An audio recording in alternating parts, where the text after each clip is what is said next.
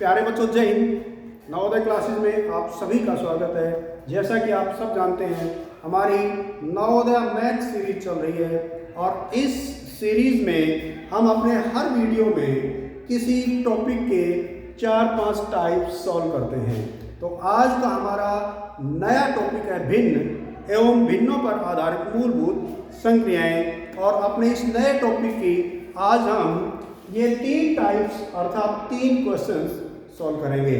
तो प्यारे बच्चों, यदि आप हमारे पिछले वीडियोस और आने वाले वीडियोस देखना चाहते हैं तो हमारे YouTube चैनल को अवश्य सब्सक्राइब कर लें और बेल आइकन जरूर दबाएं ताकि हमारे आने वाले हर वीडियो की नोटिफिकेशन आप तक तुरंत पहुंच सके। तो आज हमारा इस नए टॉपिक का फर्स्ट क्वेश्चन है, एक डिब्बे में 500 अंडे हैं, 325 अंडे टूट गए, शेष अंडों का 4/5 भाग बेच दिया, शेष बचे अंडों की संख्या क्या होगी। तो प्यारे बच्चों, सबसे पहले हम देखेंगे कि हमारे पास शुरू में अंडों की संख्या क्या है। तो हमारे पास शुरू में अंडों की संख्या है 500। इसके बाद 3/25 अंडे टूट गए, अर्थात 500 का 3/25 भाग, 500 का 3/25 भाग टूट गया। यहां समझने की बात है कि ये जो अंडे टूटे हैं 3/25, ये 500 का 3/25 भाग है। तो हम देखेंगे कि 500 का 3/25 भाग का मतलब क्या होता है, अर्थात 500 का 3/25 का मान कितना होता है, या 500 का 3/25 कितने के बराबर होता है। तो हम इसको सॉल्व करेंगे। आप जानते हैं का मतलब होता है गुणा,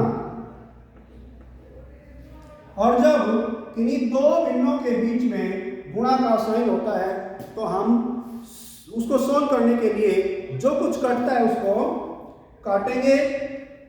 तो हम यहाँ देख रहे हैं कि 500 और 25 दोनों 25 से पूरी भाग हो रही है। तो 25 से 25 को जब हम भाग करेंगे तो 25 एकम 25, और 25 से 500 को भाग करेंगे 25 दूनी 50, 25 0 0। अब यहाँ पर और कुछ नहीं कट रहा है, तो हम 20 गुणा 3 अर्थात 20 को 3 से गुणा करेंगे तो हमारे पास आया 60। और ये 60 क्या आया, ये 60 500 का 3/25 भाग का मान आया। और यही संख्या वह संख्या है जितने अंडे टूट गए। तो अब हमें पता चल गया कि 500 का 3/25 भाग अर्थात 60 अंडे टूट गए। आगे शेष अंडों का 4/5 भाग बेच दिया। यहां समझने की बात है, जो 4/5 भाग बेचा है वो शेष अंडों का बेचा है, 500 अंडों का नहीं, शेष अंडों का। तो हम देखेंगे कि 500 का 3/25 भाग अर्थात 60 अंडे टूटने के बाद शेष अंडे कितने बचे। तो हमारे पास यहाँ 500 घटा 60 अर्थात 440 अंडे बचे। अब 440 का 4/5 भाग वो बेचता है। तो हम देखेंगे कि 440 का 4/5 भाग का मान कितना होता है। तो उसी तरह से हम सोल्व करेंगे, का मतलब मल्टीप्लाई, और जब इसको काटेंगे तो दोनों संख्याएं 5 से कट रही हैं, 5 एकम 5, 5 8 40 और 5 8 40। अब इसके बाद में यहाँ कुछ नहीं कट रहा है, तो ऊपर है 88 गुणा 4 अर्थात 88 और 4 की गुणा करेंगे, 4 8 32, 4 8 32 और 3 35। तो ये हमें पता चल गया कि 440 के 4/5 भाग का मान कितना होता है, और यही संख्या बेचे गए अंडों की संख्या होगी।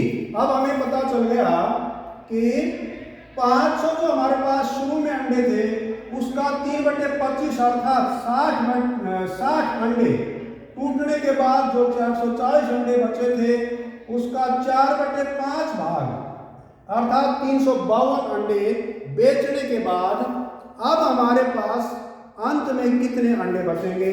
तो हम जो 440 अंडे बचे थे उस 440 में से 352 घटा देंगे 8 और 8। इस प्रकार हमें पता चल गया कि अंत में हमारे पास 88 अंडे बचे। अर्थात जो हमारे पास शुरू में 500 अंडे थे उनका 3/25 भाग अर्थात 60 अंडे खराब होने के बाद जो हमारे पास 440 अंडे बचे उसका 4/5 अर्थात 352 अंडे बेचने के बाद हमारे पास 440 घटा 352 बराबर 58 अंडे बचेंगे। तो ये क्वेश्चन आपने अच्छी तरह से समझ लिया होगा। हमारा नेक्स्ट क्वेश्चन है, एक व्यक्ति एक दिन में 47/1/2 किलोमीटर चला, वह 29/1/3 किलोमीटर स्कूटर से, 8/5/6 किलोमीटर साइकिल से तथा शेष पैदल चला। वह पैदल कितना चला? तो यहां हम जानते हैं कि उस व्यक्ति द्वारा कुल दूरी तय की गई 47/1/2 किलोमीटर, और ये जो कुल दूरी है वो उसने 3 तरीके से तय की। पहला उसने स्कूटर से, दूसरा साइकिल से, और जो इन दोनों से तय की गई दूरी के बाद में शेष बची वह दूरी उसने पैदल तय की। तो हम देखेंगे कि कुल दूरी में से स्कूटर से तय की गई दूरी और साइकिल से तय की गई दूरी के बाद में कितनी दूरी बची, वही हमारा उत्तर भी होगा क्योंकि वही शेष दूरी होगी। तो इसको हम 2 तरीकों से सोल्व कर सकते हैं। या तो जो कुल दूरी है, इस कुल दूरी में से पहले स्कूटर द्वारा तय की गई दूरी 29/1/3 किलोमीटर को घटाएंगे और जो आएगा घटाने के बाद उस दूरी में से साइकिल से तय की गई दूरी 8/5/6 किलोमीटर घटाएंगे तो हमें शेष दूरी का पता चल जाएगा और वही शेष दूरी उसने पैदल तय की है। या दूसरे तरीके से हम स्कूटर द्वारा तय की गई 29/1/3 किलोमीटर और साइकिल से तय की गई 8/5/6 किलोमीटर की दूरी को पहले जोड़ लेंगे और इन दोनों स्कूटर और साइकिल द्वारा तय की गई दूरी को जोड़कर कुल दूरी में से घटाएंगे तो वह दूरी शेष दूरी होगी, अर्थात उस द्वारा पैदल तय की गई दूरी होगी। तो हम इन दोनों को जोड़ेंगे तो देख रहे हैं कि ये दोनों मिश्रित भिन्न हैं और मिश्रित भिन्न को पहले हम अनुचित भिन्न में बदलेंगे, यानी कि इसके साथ गुणा और जो गुणनफल आएगा उसमें इसको अंश को जोड़ देंगे तो 3 में 27 और 28 हासिल 2, 3 दूनी 6 और 2 8 और हर वैसे का वैसा यानी कि 88/3 और आगे जब इस मिश्रित भिन्न को अनुचित भिन्न में बदलेंगे तो 6 8 48 और 5 53 और बटे हर एज इट इज यानी कि 53/6। जब हम किन्हीं भी दो भिन्नों के बीच में जमा या घटा का चिन्ह हो तो हम उसको एलसीएम से सॉल्व करेंगे। तो हर का एलसीएम हम लेंगे अर्थात 3 और 6 का एलसीएम, तो 3 और 6 का एलसीएम होता है 6 और एलसीएम को जब हम इस डिनोमिनेटर से डिवाइड करेंगे तो हमारा भागफल आएगा 3 दूनी 6 2 और जब 2 से 88 को गुणा करेंगे तो 2 8 16 2 8 16 और 1 17। इसके बाद में जमा का निशान है तो हम जमा का निशान लगाएंगे, फिर 6 को 6 से भाग करेंगे भागफल 1 और जब 53 से 1 की गुणा करेंगे तो 53 का 53। इस प्रकार जब हम इनको जोड़ेंगे तो 3 और 6 9 7 और 5 12 और 1 और 1 2, अर्थात 229/6। 229/6 यह वह दूरी है जो कि उसने स्कूटर और साइकिल दोनों से मिलाकर तय की है। तो जब हम इस कुल दूरी में से स्कूटर और साइकिल द्वारा तय की गई कुल दूरी को घटाएंगे तो हमारे पास पैदल तय की गई दूरी आएगी। तो हम 47 सही 1/2 में से 229/6 घटाएंगे। तो सबसे पहले तो जो मिश्रित भिन्न है इसको अनुचित भिन्न में बदलेंगे। 2 7 14 और 1 15 और 2 चौक 8 और 1 9, अर्थात 95/2 घटा 229/6। और जब इसको आगे हल करेंगे तो हम देख रहे हैं कि 2 और 6 का एलसीएम 6। एलसीएम को हर से भाग करेंगे 3 भाग फैलाएगा और 3 को जब हम अंश से गुणा करेंगे तो 3 5 1 15 हासिल 1 3 27 और 1 28 और आगे घटा का निशान है तो घटा 6 एकम 6 और 229 एकम 229। और जब 285 में से 229 को घटाएंगे तो 15 में से 9 गए 6 और यहाँ 7 और 7 में से 2 गए तो 5, अर्थात 56/6। और यहाँ हम देख रहे हैं कि ये 56 और 6 2 से कट रहे हैं तो 2 से 6 को काटेंगे तो 2 3 6 और 2 से 56 को काटेंगे तो 28, अर्थात 28/3। और जब हम इस अनुचित भिन्न को वापस मिश्रित भिन्न में बदलेंगे तो 28 को 3 से भाग करेंगे।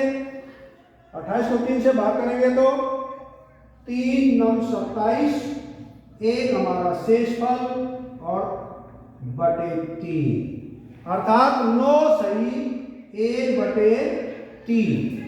ये दूरी इस कुल दूरी में से स्कूटर और साइकिल द्वारा तय की गई दूरी को घटाने के बाद जो बची दूरी है जो कि उसने पैदल तय की वह दूरी होगी, अर्थात यही हमारा आंसर भी होगा। और यही वह दूरी है 9 से 1/3 किलोमीटर की जो कि उसने पैदल तय की है। राइट। अब हम करते हैं नेक्स्ट क्वेश्चन। हमारा नेक्स्ट क्वेश्चन है, एक पानी की टंकी 2/3 भरी हुई है। 2/3 का मतलब 2/3। यदि टंकी पूरी भरने के लिए 500 लीटर और पानी की जरूरत है तो टंकी की पूरी क्षमता क्या है, यानी उस टंकी की कैपेसिटी क्या है, यानी कि वो पूरी टंकी भरने के लिए कितने लीटर पानी की जरूरत होगी। तो ये जो हमारा क्वेश्चन है, जहां हमारी एक टंकी है, जैसे मान लिया ये हमारी टंकी है और इस पानी की टंकी का 2/3 भाग अर्थात 2/3 भाग, 2/3 का मतलब बराबर 3 भाग यदि हम करें इस टंकी के तो उस बराबर 3 भागों में से 2 भाग यानी कि यहां से लेकर यहां तक इतनी टंकी ये भरी हुई है और ये भाग इसका 2/3 अर्थात 2/3 भाग है, ये इसका भरा हुआ है। आगे है, यदि टंकी पूरी भरने के लिए 50 लीटर और, यानी कि ये जो इतनी भरी हुई है ये अभी पूरी नहीं भरी हुई है, इसको पूरी भरने के लिए अर्थात इस भाग को और भरे तभी तो ये पूरी भरेगी, तो हमें यहाँ 500 लीटर और पानी की जरूरत पड़ेगी, तब ये टंकी यहां से लेकर यहां तक भरेगी और पूरी भी भरेगी। तो हम जानते हैं कि जो ऊपर का बचा हुआ भाग है इसमें 500 लीटर पानी और भरा जा सकता है, लेकिन ये जो जिस भाग में 500 लीटर पानी और भरा जाएगा उस भाग का मान क्या है? ये जो पूरी टंकी है ये 1 के बराबर है और इसका 2/3 भाग तो भरा हुआ है पहले ही।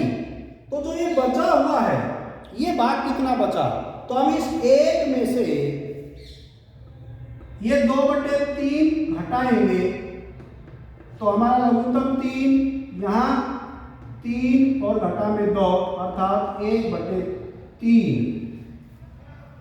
यानी कि ये जो हमारा 500 लीटर इसमें भरा जा सकता है ये इस टंकी का केवल 1/3 भाग ही तो है जिसमें 500 लीटर भरा जा सकता है। और ऐसे ऐसे हमारे पास 2 भाग और हैं। तो जब 1/3 भाग में 500 लीटर पानी भरा जा सकता है तो बाकी के 2 भाग 1/3 और 1/3 ये जो भाग बचे हुए हैं इनमें भी 500 लीटर और 500 लीटर पानी भरा जा सकता है। अर्थात जो पूरी टंकी है उसको 1500 लीटर पानी से पूरा भरा जा सकता है और यही इस पूरी टंकी की क्षमता भी होगी। अर्थात जो ये पूरी टंकी है इसकी क्षमता 1500 यानी 500 हमने पता लगा लिया कि जो 500 लीटर पानी भरा जाएगा इसको पूरी भरने के लिए ये जो भाग है ये टंकी का केवल 1/3 भाग है, 1/3 अर्थात 3 बराबर भागों में से केवल 1 भाग है। तो ऐसे ही 2 भाग और भी हैं। तो जब इस भाग में 500 लीटर पानी आता है तो इन दोनों भागों में भी 500 लीटर पानी ही आएगा। अर्थात इस पूरी टंकी की क्षमता 500 जमा 500 जमा 500 बराबर 1500 लीटर होगी और यही हमारा उत्तर भी होगा। तो प्यारे बच्चों, उम्मीद है कि आपने अच्छी तरह से ये क्वेश्चन समझे होंगे और ये तीनों टाइप्स आप अच्छी तरह से समझ गए होंगे। तो आज के लिए बस इतना ही। Thank you. जय हिंद।